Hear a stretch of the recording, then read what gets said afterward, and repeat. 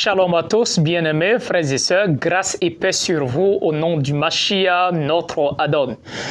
Bienvenue dans notre émission, La Cité de la Justice. Je suis le Rabbi Moshe.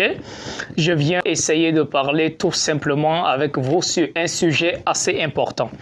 Et le thème que nous allons développer est de savoir comment veiller sur son âme. Nous avons en quelque sorte une recommandation de l'Éternel qui nous demande de veiller sur nos âmes. Alors pour cela, nous allons lire rapidement Deutéronome, le chapitre 4, le verset 9. Alors voilà ce qui est dit. Seulement, prends garde à toi et veille attentivement sur ton âme tous les jours de ta vie, de peur que tu n'oublies les choses que tes yeux ont vues et qu'elles ne sortent de ton cœur. Enseigne-les à tes enfants et aux enfants de tes enfants. D'accord? Alors ici, qu'est-ce qui nous est dit? L'Éternel nous adresse la parole en nous disant, premièrement, de veiller, de prendre garde à nous, de veiller sur nos âmes. Pas en un jour, pas en 2 jours, en 3 jours, mais de veiller sur nos âmes tous les jours de notre vie. Oh, mes bien-aimés, l'Éternel dit, ce que tu as vu, ce que tu as appris, ce que je vous ai enseigné, et dit, attention à vous. Il faut que vous puissiez garder à l'intérieur de vos cœurs. Il ne faudrait pas que ça sorte de vos cœurs. Pour que vous puissiez transmettre à vos enfants et aux enfants de vos enfants. Alors c'est là notre Torah. L'Éternel est clair et il nous recommande très clairement de veiller sur nos âmes. Alors comment veiller sur l'âme? Là est notre question. Comment je peux veiller sur mon âme, et puisque ce n'est pas un jour ni en 2 semaines, mais tous les jours de notre vie? Comment le faire? Je vais tout simplement vous donner 2 possibilités. Il y en a plusieurs, mais spécialement, je vous donne tout simplement 2 possibilités, 2 choses à faire qui va vous aider également à veiller sur vos âmes. Alors, la première des choses, nous trouvons cela dans la parole de l'Éternel, qui est Lévitique, le chapitre 11, le verset 44. L'Éternel nous dit quelque chose de fort et assez important. Lévitique 11, 44 nous dit, « Car je suis l'Éternel, votre souverain.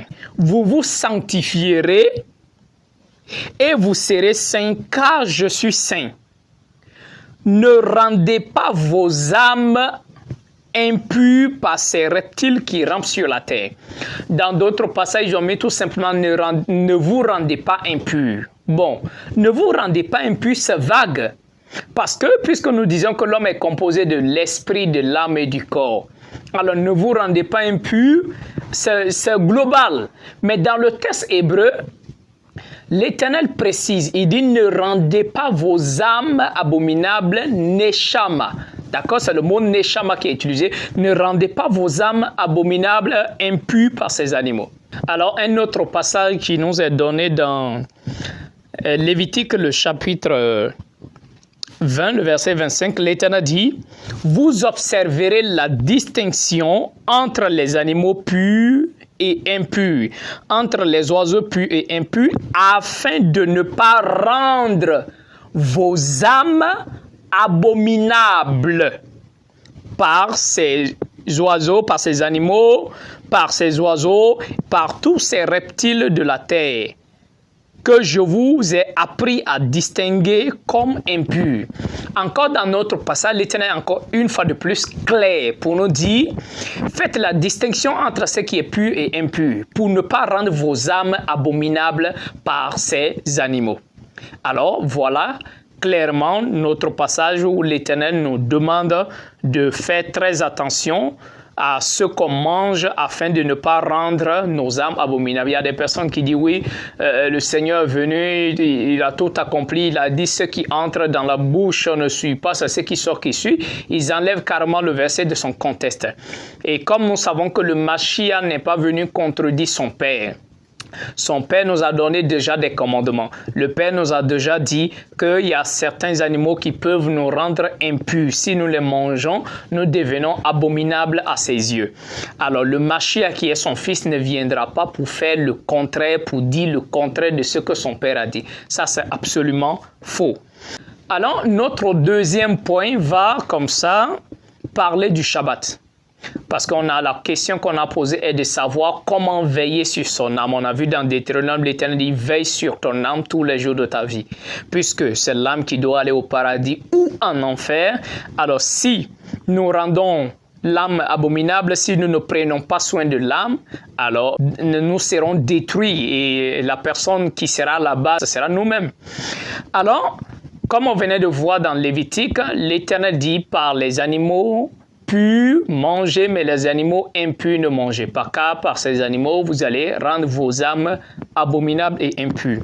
Maintenant, dans Jérémie, le chapitre 17, le verset 21, voilà ce que l'Éternel dit. Ainsi parle l'Éternel, prenez garde à vos âmes. Ne portez point de fardeau le jour du Shabbat et n'en introduisez point par les portes de Jérusalem. Alors encore une fois de plus, l'Éternel dit clairement que nous ne devons pas porter du poids des fardeaux ou soit nous ne devons pas profaner le Shabbat. Raison pour laquelle il dit prends garde à ton âme, prenez garde à vos âmes. Ce qui veut dire que si on profane Shabbat, nos âmes sont en danger. Alors voici les deux éléments que je vous donne juste dans cette vidéo. Il faut respecter la kashrut, c'est-à-dire il faut manger caché, ce qui est valable par l'Éternel. Et deuxièmement, observe le Shabbat, ça va t'aider à conserver ton âme dans la pureté et dans la sainteté devant l'Éternel. Alors, que l'Éternel nous accorde cette force-là de demeurer dans sa présence, qu'il vous bénisse abondamment. C'était le Rabbi Moshe. Shalom.